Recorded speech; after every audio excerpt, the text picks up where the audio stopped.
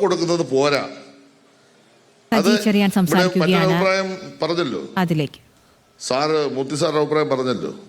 ഏറ്റവും നല്ല സിനിമകൾ തിരഞ്ഞെടുത്താൽ ആ സിനിമകൾക്കെങ്കിലും മിനിമം നല്ല പ്രോത്സാഹനം കൊടുക്കാൻ കഴിയുന്ന ഗ്രാൻഡോ സബ്സിഡിയോ സഹായങ്ങളോ കൊടുക്കുക എന്ന നിലപാട് തന്നെ നമുക്ക് സ്വീകരിക്കാൻ കഴിയണം.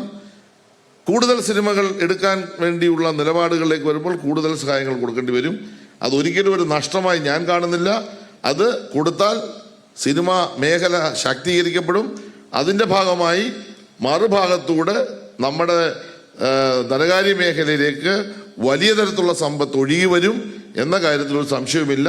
ആ കാര്യം പോളിസിയുടെ ഭാഗമായി തന്നെ ഉൾപ്പെടുത്തണം എന്ന് തന്നെയാണ് ഗവൺമെന്റിന്റെ പൊതുവായിട്ടുള്ള നിഗമനം, അഭിപ്രായം. പിന്നെ വനം വകുപ്പിന്റെ ഒരു തീരുമാനം വന്നതിനെ പറ്റി പറഞ്ഞു. ഞാൻ ബഹുമാനപ്പെട്ട വനം വകുപ്പ് മന്ത്രിയുമായിട്ട് സംസാരിച്ചു കഴിഞ്ഞു. അത് പിൻവലിക്കണമെന്നുള്ള നിലപാട് തന്നെയാണ് നമുക്കുള്ളത്. അതൊരു സർക്കാർ തലത്തിലുള്ള പ്രശ്നമാണ്. അടുത്ത ദിവസം തന്നെ അതിനെ സംബന്ധിച്ചൊരു തീരുമാനം എടുക്കാൻ കഴിയും. ബഹുമാനപ്പെട്ട മുഖ്യമന്ത്രി ശ്രദ്ധയിൽ അത് പെടുത്തും. സിനിമ എന്ന് പറഞ്ഞാൽ എല്ലായിടത്തും ഷൂട്ട് ചെയ്യേണ്ടി വരും. അതിന് സ്ഥലങ്ങൾ കണ്ടുപിടിക്കുക എന്ന് പറഞ്ഞാൽ ചിലപ്പോൾ വനത്തിലാകും, ചിലപ്പോൾ കടലിലാകും, ചിലപ്പോൾ കായലിലാകും. അതിൻ്റെ സ്ഥലങ്ങൾ കണ്ടുപിടിക്കേണ്ടത് ആർട്ടിസ്റ്റുകളാണ്. അപ്പോൾ അത് നമുക്ക് ആർക്കും നിരോധിക്കാൻ പറ്റില്ല. അത് എന്താണെന്നോ വെച്ച് അത് നമുക്ക് തീർച്ചയായിട്ടും പരിഗണിക്കാവുന്ന വിഷയമാണ്. എല്ലാ വിശദാംശങ്ങളും ഞാൻ പോകത്തില്ല. ഇന്ന് രാവിലത്തെ ചർച്ചയിൽ വന്നൊരു പ്രധാനപ്പെട്ട കാര്യം, ഈ സിനിമയുടെ ചെലവ് 80%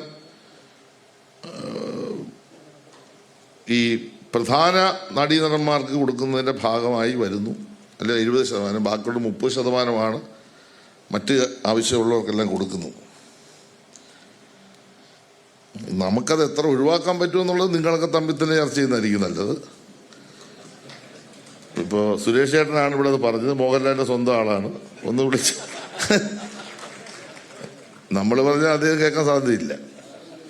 പക്ഷെ അതുകൊണ്ട് നമ്മൾ കൊടുക്കേണ്ട മറ്റുള്ളവർക്ക് കൊടുക്കാതിരിക്കുക എന്ന നിലപാടിനോട് യോജിപ്പില്ല. ആ കാശ് കൂടി കണ്ട് നമ്മൾ സിനിമ എടുക്കണം. നല്ല സിനിമ എടുത്താൽ വിജയിക്കും.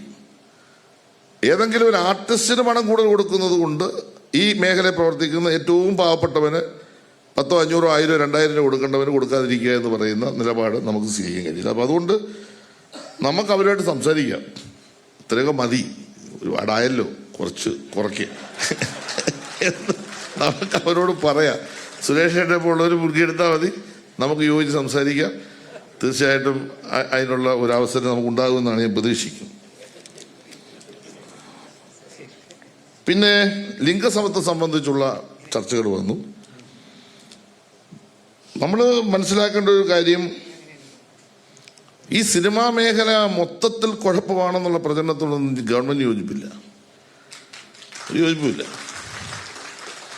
അടൂർ ഗോപാലകൃഷ്ണൻ സാറിവിടെ സിനിമ എടുത്ത് ഏതെങ്കിലും പരാതി ആരിലും പറഞ്ഞു? ശ്രീകുമാരൻ തമ്പി സാറ് കർണാടക വരെ പോയി സിനിമ എടുത്തു, വല്ല പരാതിയും വന്ന? സുരേഷേട്ടൻ സിനിമ എടുത്ത് ആരും പരാതി പറഞ്ഞു? എന്തായാലും വസ്തുതാപരമായി നിങ്ങൾ കാര്യം മനസ്സിലാക്കിക്കോണം. ഞാൻ എൻ്റെ അറിവുകേടാണെങ്കിൽ ക്ഷമിച്ചേക്കണം. ഈ വർത്തമാനകാലത്ത്, ആധുനിക കാലത്ത് കുറച്ച് പണം ഉണ്ടാക്കി കുറച്ചാളുണ്ട്. അവര് പല താല്പര്യങ്ങളോടുകൂടിയാണ് സിനിമാ രംഗത്ത് വരുന്നത്. അവിടെ പൈസ ഉണ്ട്. അവര് സിനിമാ രംഗത്ത് വരുമ്പോൾ അവരുടെ ലക്ഷ്യം ഗുണപരമായ മൂല്യമുള്ള സിനിമ ഇറക്കുക എന്ന് മാത്രമല്ല അവർക്ക് ലക്ഷ്യം. അവർക്ക് വേറെ ഇൻട്രസ്റ്റ് ഉണ്ട്. ഒരു സിനിമ എടുക്കണമെന്ന് ആഗ്രഹിച്ചു വരുമ്പോൾ ആത്മാർത്ഥതയോടുകൂടി അതിലേക്ക് ചെല്ലുന്ന ആളുകളുടെ അവരുടെ താല്പര്യത്തെ എക്സ്പ്ലോയിറ്റ് ചെയ്യുന്നു. അതാണ് പ്രശ്നം. ആ താല്പര്യത്തെ എക്സ്പ്ലോയിറ്റ് ചെയ്യുന്നതിൻ്റെ ഭാഗമായി കേരളത്തിലുണ്ടായ ചില സംഭവങ്ങൾ കേരളത്തിൻ്റെ സിനിമാ രംഗത്ത് വലിയ തരത്തിലുള്ള ആക്ഷേപങ്ങൾക്ക് ഇടവരുത്തി. അതിൻ്റെ ഭാഗമായിട്ടാണ് വനിതാ പ്രവർത്തകർ കൂട്ടായി മുഖ്യമന്ത്രിക്ക് പരാതി കൊടുക്കുന്നു. ബഹുമാനപ്പെട്ട മുഖ്യമന്ത്രി ഹേമ കമ്മിറ്റി നിയമിക്കുന്നു. റിപ്പോർട്ട് വന്നു. തമ്പിസാറ് ചോദിച്ചു എവിടെ പോയെന്ന്. സാറേ, അത് പോകാത്തതുകൊണ്ടാണ് ഇന്നിപ്പോൾ ഈ പരിപാടി ഇവിടെ നടന്നുകൊണ്ടിരിക്കുന്നത്. അതെങ്ങും പോയിട്ടില്ല. അതിനകത്ത് എഴുതി വെച്ച കാര്യമൊക്കെ എനിക്കും തമ്പിസാറിനൊന്നും അറിയത്തില്ല, അതൊക്കെ വേറെ. പക്ഷേ അതിന് നിഗമനമുണ്ട്. അത് ഞാൻ വളരെ വ്യക്തമായി ഇവിടെ പറയാം. ഷൂട്ടിംഗ് കേന്ദ്രങ്ങളിൽ ഇത്തരത്തിൽ സ്ത്രീകൾക്ക് സ്വതന്ത്രമായി പ്രവർത്തിക്കാനും അല്ലെങ്കിൽ പാർശ്വവൽക്കരിക്കപ്പെട്ടവർക്ക് സ്വതന്ത്രമായി പ്രവർത്തിക്കാനും ട്രാൻസ്ജെൻഡേഴ്സിന് സ്വതന്ത്രമായി പ്രവർത്തിക്കാനും അവിടെ സ്ത്രീയും പുരുഷനും തുല്യമായി അവരുടെ ജോലികൾ ചെയ്യാനും അവർക്ക് ആവശ്യമായ എല്ലാ അടിസ്ഥാന സൗകര്യങ്ങളും ചെയ്യാനും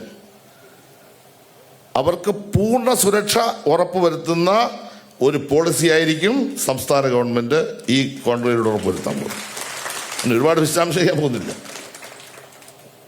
എവിടെങ്കിലും പോയി ആരെങ്കിലും വെട്ടി വീണ് ഇനിയും അങ്ങനെ പോകാം എന്ന് ധരിച്ചാൽ അത് കേരളത്തിൽ നടക്കില്ല എന്ന് ഈ കോൺക്ലേവിലൂടെ ഞങ്ങളങ്ങ് ഉറപ്പുവരുത്തും. അതിന് നിയമം വരും.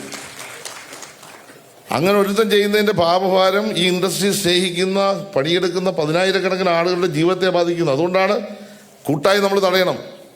അപ്പോൾ ആ പ്രശ്നം വളരെ വിശദമായി ഇവിടെ ചർച്ച ചെയ്യപ്പെട്ടു. അതിൽ ഉന്നയിക്കപ്പെട്ട എല്ലാ കാര്യങ്ങളോടും പൊതുവെ നല്ല സമീപനമാണ് നമ്മൾ സ്വീകരിക്കേണ്ടത്. നിയമപരമായി ലിംഗഭേദമന്യേ സുരക്ഷ ഉറപ്പാക്കണം. അതിൻ്റെ ഭാഗമായി വന്നിട്ടുള്ള പ്രസവാവധി, സെറ്റുകളിൽ കുട്ടികൾക്കുള്ള നഴ്സറികൾ, അതുപോലെ തന്നെ മറ്റു തരത്തിലുള്ള സംവിധാനങ്ങളെല്ലാം നമുക്ക് കൂട്ടായി ചർച്ച ചെയ്ത് നടപ്പാക്കണമെന്നുള്ളത് തന്നെയാണ് ഗവൺമെൻറ് നിലപാട്. അത് ഇതിൻ്റെ ഭാഗമായി നമുക്കെടുക്കാം. പിന്നെ വന്ന ഒരു പ്രധാനപ്പെട്ട പ്രശ്നം, എല്ലാത്തിനും മറുപടി പറഞ്ഞ് പോകാൻ ഉദ്ദേശിക്കുന്നില്ല. തിയേറ്ററുകളുടെ നവീകരണം സംബന്ധിച്ചുള്ള പ്രപ്പോസൽ വന്നു.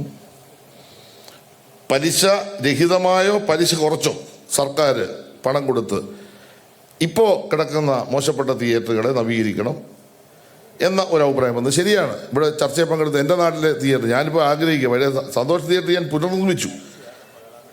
ചെങ്ങന്നൂർ പെരുമയെന്ന് പറഞ്ഞൊരു പദ്ധതി നടപ്പാക്കി ഞാനൊരു തിയേറ്റർ ഉണ്ടാക്കി. ഓലഷെഡ് നാട്ടുകാരെ മുഴുവൻ വിളിച്ചിരുത്തി ആ ഓലഷെഡിനകത്ത് സിനിമ കാണിച്ചു. അപ്പോൾ ഒരു ആവേശം വന്നത് പഴയ ആ ബീഡിക്കുറ്റൊക്കെ കുത്തി അവിടുന്ന് വലിക്കുന്ന ആ സീനൊക്കെ കാണുന്ന ഒരു വലിയ സിനിമ 10-15 ദിവസം കൂടി. പിന്നെ വിദേശത്തുനിന്നൊക്കെ ആളുകൾ വന്ന് കാണാനായിട്ട്.